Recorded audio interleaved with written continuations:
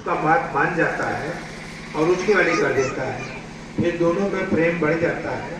तो एक दिन जो सेठानी होती है उसको पता लग जाता है।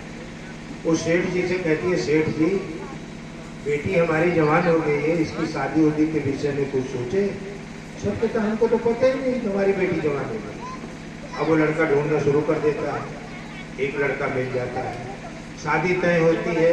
बहुत फुल दान दहेज देने की बात करता है सेठ तो था, इकलौती लड़की थी।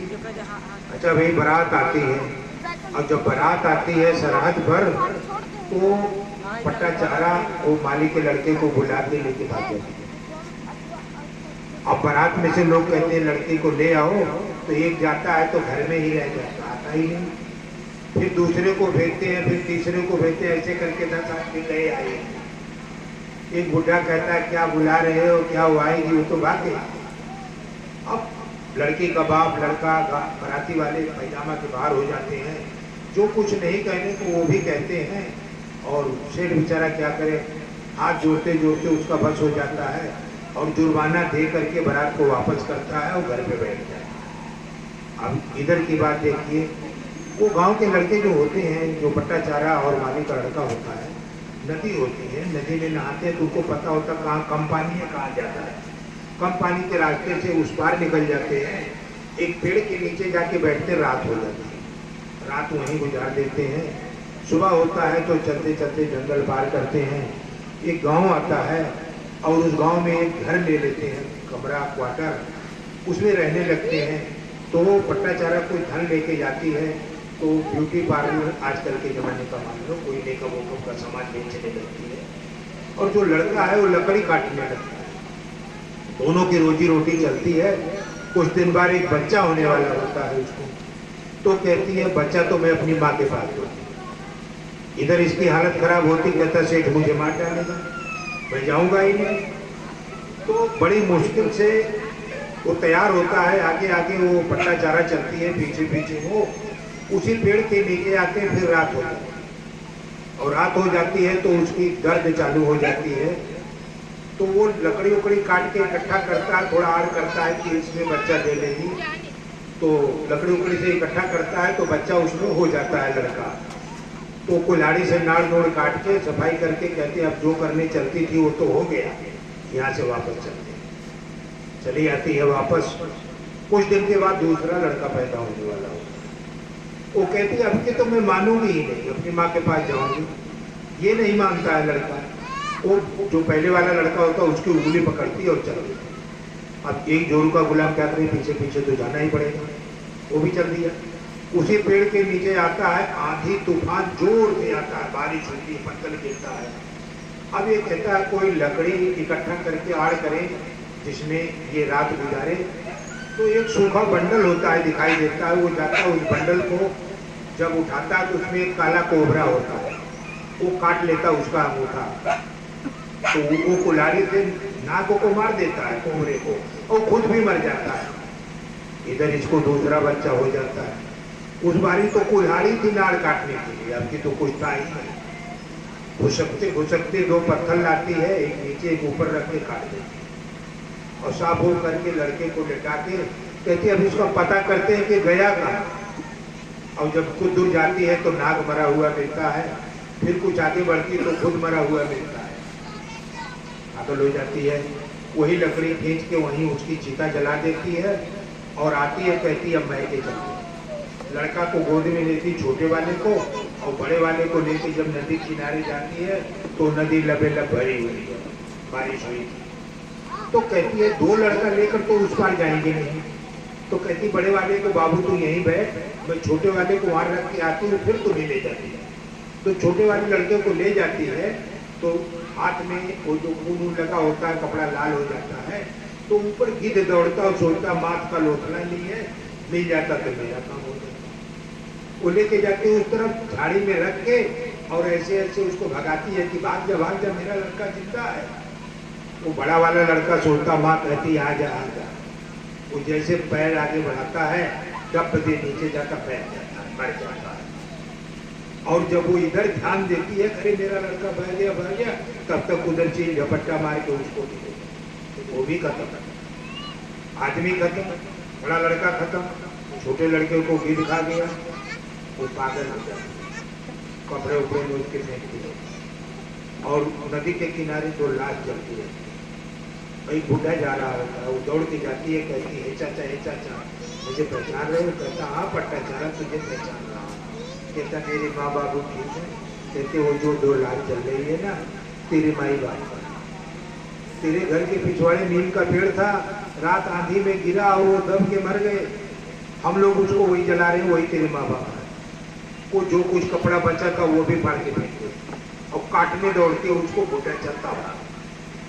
वो दूर पे गौतम बुद्ध का सत्संग हो रहा था, उधर की तरफ जब भाग के जाती है तो जो उपासक लोग होते हैं वो उसको हटाते हैं कि मत जाओ बुद्ध के सामने, नंगी हो। बुद्ध कहते आने दो उसको आने दो।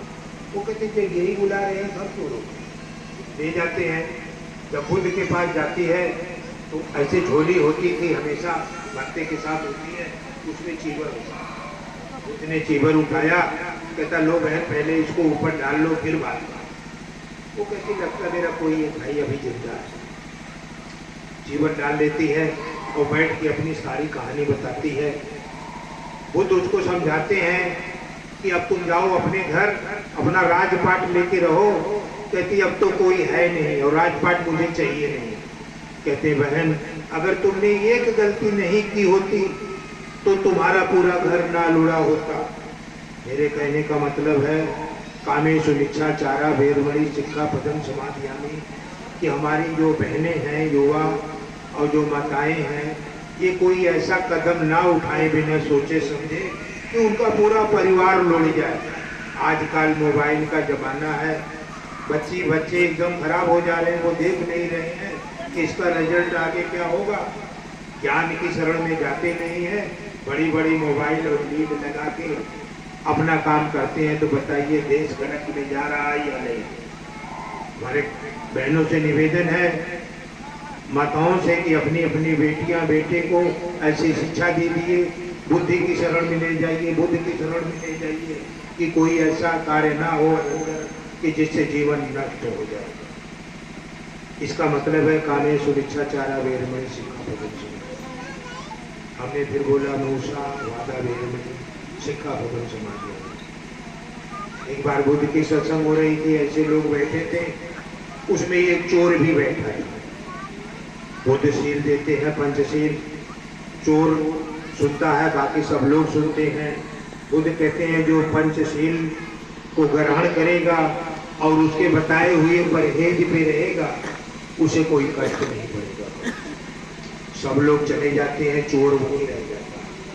चोर बुद्ध के पास जाता है, कहता हे बुद्ध अगर मैं चोरी नहीं करूंगा तो खाऊंगा क्या?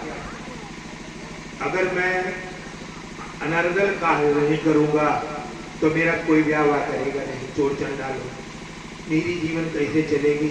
यानी 4 चीज को कैंसिल कर देता है।